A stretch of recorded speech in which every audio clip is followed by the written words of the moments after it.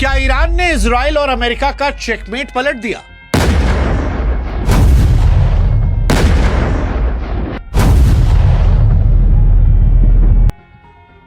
Israel America versus Iran का युद्ध कभी भी बराबरी का युद्ध नहीं था। यह बात सारी दुनिया जानती थी, क्योंकि एक तरफ दुनिया की सबसे बड़ी महाशक्ति अमेरिका और उसका आधुनिक साथी इजराइल था, दूसरी तरफ वो ईरान जिस पर दशकों से दुनिया भर के प्रतिबंध लगा दिए गए थे, जिसकी इकॉनमी गर्दिश में चली गई थी।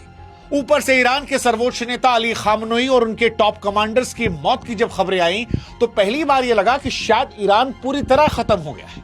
पश्चिमी मीडिया चिल्ला चिल्ला कर कह रही थी कि यह तो चेकमेट था, एक दांव में सब कुछ खत्म हो गया। लेकिन अब युद्ध के मैदान से जो खबरें आ रही हैं वो ये इशारा करती हैं कि ईरान अभी हारा नहीं है, क्योंकि आसमान से अमेरिका के आधुनिक लड़ाकू जहाज भी आग का गोला बनकर गिर रहे हैं।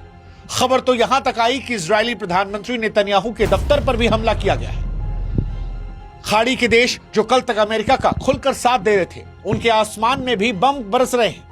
और यहीं से सवाल उठता है कि क्या ईरान को अमेरिका इजराइल ने अंडर एस्टिमेट कर दिया? क्या उससे बहुत कम आका? क्योंकि ईरान अब यह कह रहा है कि हमारे पास इतने हथियार हैं कि अगर रोज 100-200 बम ठोकेंगे तो भी अगले 10-15 सालों तक हम इस युद्ध को जारी रख सकते हैं। फिलहाल दुनिया जो है एक खतरनाक मोड़ पर है। सवाल लेकिन इन सब के बीच में यही है कि क्या ईरान ने अपनी बर्बादी को सबसे बड़ा हथियार बनाया है? क्या ईरानी जो अमेरिका की तरफ झुकते नजर आ रहे थे वो अब खामनोई की मौत के बाद अपनी फौज के साथ खड़े हो गए हैं? और दुनिया भर में जो खामनोई की मौत के बाद आवाजें बुलंद हुई हैं, उसने ईरान की फौज को यह हिम्मत दी है कि अब अंतिम युद्ध सही तो अंतिम ही